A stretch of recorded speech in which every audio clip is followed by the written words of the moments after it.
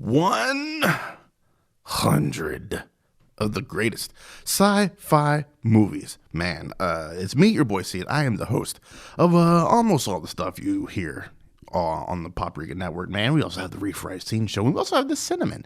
I'm going to assume we've returned by now. If not, something's gone terribly wrong. Send the search party out for Douglas Davidson.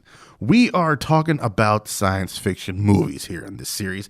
My list of 100 greatest science fiction movies, and I've ranked them from 100 to 1, and from worst to best, and we're just plotting them on one a day for the first 100 days of the year, man. We're just getting the sci-fi all up in your 2022 veins and arteries. That's what we're here to do.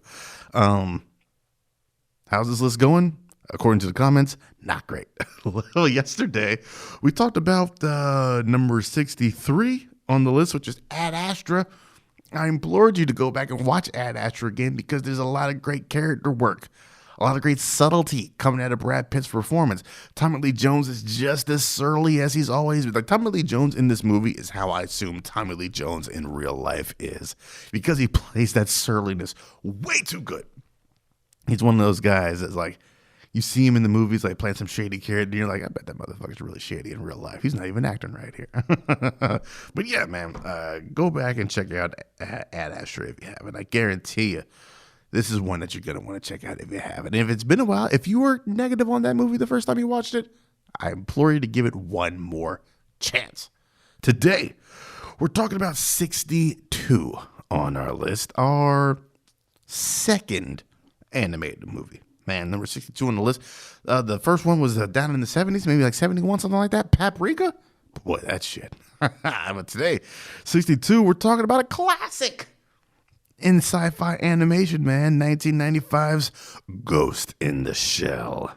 Directed by Mamoru Oshii. It is, man, 83 minutes of madness. It found a voice. Now it needs a body. In the year 2029, that's right, most of us listening to this right now will be alive the year that Ghost in the Shell hits. The barriers of our world have been broken down by the net and by cybernetics, but this brings new vulnerability to humans in the form of brain hacking. When a highly wanted hacker known as the Puppet Master begins involving them in politics, Section 9, a group of cybernetically enhanced cops, are called in to investigate and stop the Puppet Master. Well, now, I want to make this very clear. Like I said, this is the 1995 Ghost in the Shell, not the Scarlett Johansson Ghost in the Shell. This shit, man. Ghost in the Shell was just, it was some different other shit. The first time I saw it, it brings up a lot of interesting concepts. Like, you know, I posted in the Paprika group a couple weeks ago a link to a YouTube cyberpunk documentary. It's a 3-part cyberpunk documentary. I suggest you track that down and check that out if you haven't.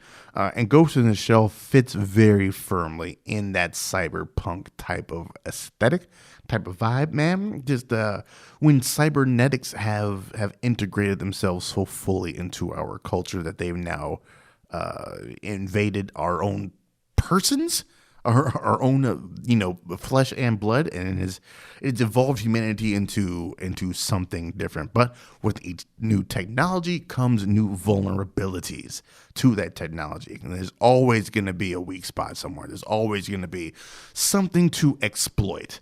And that's where the Puppet Master comes in, man. He's able to exploit it. And on its surface, it is a kind of like a cop mystery of who's this dude and why is he doing this. We gotta track him down so we can stop him.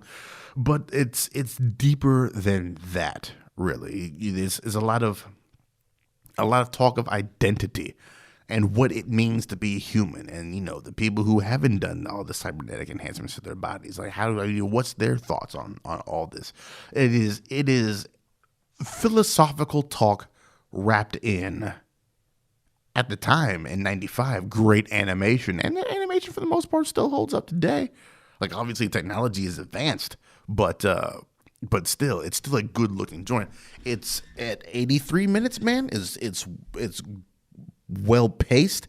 It keeps you engaged and intrigued throughout, man. If you haven't checked out Ghost in the Shell, then man, don't let those subtitles fool you. Go ahead, get it sub-dubbed. Do not do those dubs. And just enjoy it. This is when well, it's gonna be a phones down movie unless you know Japanese. It's a great movie, man. It's a great. It does what I say science fiction does best.